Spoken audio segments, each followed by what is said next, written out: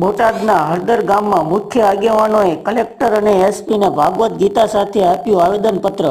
ગત તારીખ 12 ઓક્ટોબરના રોજ હળદર ગામે ખેડૂત મહાપંચાયત યોજાઈ હતી। હળદર ગામે પોલીસ અને લોકો વચ્ચે થયું હતું ઘર્ષણ, જેમાં પોલીસ દ્વારા લાઠીચાર્જ અને ટીચર ગેસના સેલ છોડ્યા હતા। ખેડૂત મહાપંચાયતમાં હળદર ગામના નિર્દોષ લોકો ઘરે જઈ પોલીસ દ્વારા ઢોર માર મારી અત્યાચાર ગુજારેલ, જે મામલે જવાબદાર પોલીસ કર્મીઓ સામે કડક કાર્યવાહી કરવાની માંગ સાથે આપ્યું હતું આવેદનપત્ર। આગામી દિવસોમાં કોઈ કાર્યવાહી નહીં થાય તો ગાંધી ચિંધ્યા માર્ગ આંદોલનની આપી ચીમકી। અહેવાલ રોહિત આર જતાપરા। મયુરભાઈ જમોડ, જય માનદાતા ગ્રુપ પ્રમુખ, બોટાદ જિલ્લા। કલેક્ટર અને એસપી સાહેબને તમે આવેદનપત્ર આપ્યું છે, શું મામલો, શું માંગ તમારી? આજે બોટાદ જિલ્લા કલેક્ટર સાહેબ અને એસપી સાહેબને ભગવદ્ ગીતા સાથે એક આવેદનપત્ર આપવામાં આવ્યું છે। આ આવેદનપત્ર આપવાનો મુખ્ય હેતુ એ હતો કે 12 તારીખે રવિવારના રોજ હળદર ગામે જે ઘટના બની હતી, એમાં બોટાદ જિલ્લાના પોલીસમાંથી રહેલા અમુક લોકોએ જેને હળદર ગામના નિર્દોષ લોકોને મારવામાં આવ્યો છે, એના વિરુદ્ધમાં અને એ લોકો સામે કાયદાકીય કાર્યવાહી થાય એના અનુસંધાને આજે આવેદનપત્ર દેવા આવ્યા છે। કોણે મારવામાં આવ્યો?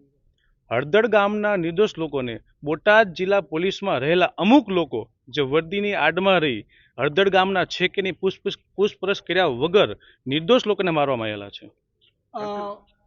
એક મહિના પછી આ જે આવેદનપત્ર આપવામાં આવ્યું છે, આ લેટ થવાનું કારણ શું? લેટ થવાનું ઘણા બધા કારણ છે। ગામનું સંકલન, ગુજરાત રાજ્યના ધારાસભ્ય, સાંસદો અને મિનિસ્ટરોનું સંકલન, હાઈકોર્ટ, સેશન કોર્ટ અને સુપ્રીમ કોર્ટ અને એડિશનલ કોર્ટના વકીલો સાથે અનેકો વાર બેઠક થઈ, સમાજના લોકો સાથે બેઠક થઈ અને ત્યારબાદ આ નિવેદન આપવાનો નિર્ણય લીધો છે। કેટલા લોકોને નકલ રવાના કરી છે? 597 જણાને નકલ રવાના કરી છે। માનો કે તમને ન્યાય નહીં મળે તો? જો આ આવેદન આપ્યા પછી કોઈ પણ પ્રકારનો ન્યાય નહીં મળે તો સમાજના લોકો અને ગામના લોકો સાથે બેસી ગાંધી ચિંધ્યા માર્ગે આગળ વધવાના છીએ। ભગવદ્ ગીતા પણ આપી છે આવેદનપત્રમાં, શું કહેશો? યસ, ભગવદ્ ગીતા એટલા માટે આપી છે કે લોકો સાથે અન્યાય થયો છે અને એ અન્યાય જેવો તેવો બહુ વિશાળ અન્યાય થયો છે। એની આખું આવેદનપત્રમાં તમે જો રીડિંગ કરો તમને ખ્યાલ આવશે કઈ પ્રકાર અન્યાય થયો છે। એ એટલા માટે ગાંધીજીના સાક્ષીમાં રાખી, ભગવદ્ ગીતાના સાક્ષીમાં રાખી આવેદનપત્ર આપવામાં આવ્યું છે। મારું નામ પંચાળ કેશુભાઈ ધરમસિંહભાઈ, હું બોટાદ જિલ્લા પોલીસ સ્ટેશનનો પ્રમુખ છું। કેશુભાઈ, એક આવેદનપત્ર એસપી સાહેબ અને કલેક્ટરને તમે આપ્યું છે, શું કામ આવેદનપત્ર આપ્યું, શું તમારી માંગ છે? હળદર ગામની અંદર જે ઇસ્યુ બન્યો એના પછી ગામના લોકોને ઘરમાંથી કાઢીને નિર્દોષ લોકોને મારવામાં આવ્યા, જે બહેનો હોય, દીકરી હોય કે વડીલો હોય, અને એમના ઘરની વસ્તુને સામગ્રી તોડી નાખવામાં આવી, એને સત્ય ન્યાય મળે એના માટે અમે આવેદનપત્ર આપ્યું છે। કેવા પ્રકારનો ન્યાયની તમે માંગ કરી છે? જે અમુક પોલીસવાળાએ જાણે જોઈને ટાર્ગેટ કર્યા હોય એવું અમને દેખાય છે ને આ વસ્તુ અમે મીડિયા મારફત, ફેસબુક મારફત અને મીડિયા એમને જોયા છે કેવી દમન ગુજારી રહ્યા, તો એનો ન્યાય અમને મળવો જોઈએ।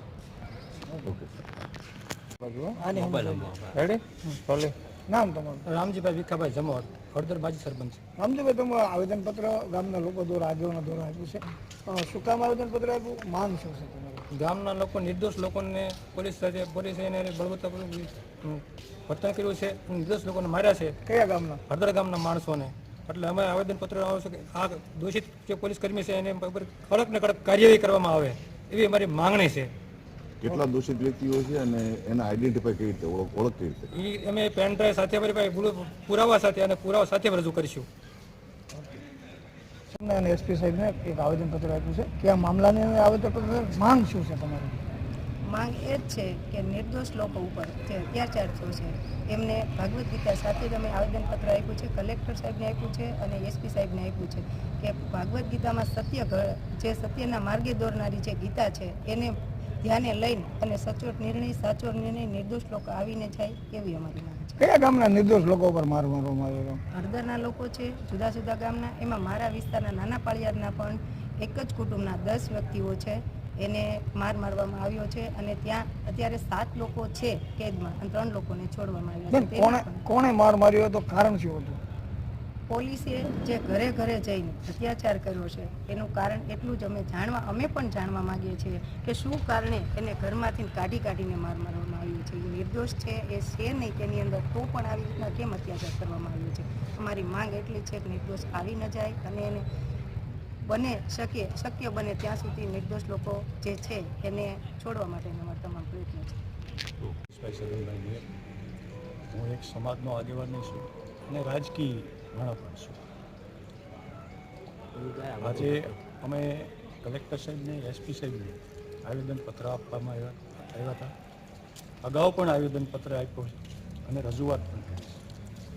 હળદરવાળી જે બાબત છે એમાં ઘણો બધો ગંભીર મુદ્દો છે કે જે નિર્દોષ લોકો છે, ભોળી ભાલી જનતા છે, એને ટાર્ગેટ કરી અને જે પોલીસે દમન ગુજાર્યો છે એ ખરેખર શરમજનક બાબત છે. દોષિત છે એની ઉપર પગલાં લ્યો એનો અમને વાંધો નથી, પણ જે નિર્દોષ ઉપર જે કાંઈ દમન ગુજાર્યો છે એ ખરેખર બહુ ખરાબ થયું છે. આજે પણ આવેદનપત્ર આપ્યું હતું અને આના માટે હજી પણ અગાઉ લડત લડવાની થાય તો અમારો સમાજ બહોળો છે, કોળી સમાજ, અને વધુ કોળી સમાજના છોકરાઓ જ ટાર્ગેટ થયા છે. તો એની માટે અમે પૂરેપૂરા પ્રયત્ન કરી અને લડત આપશું.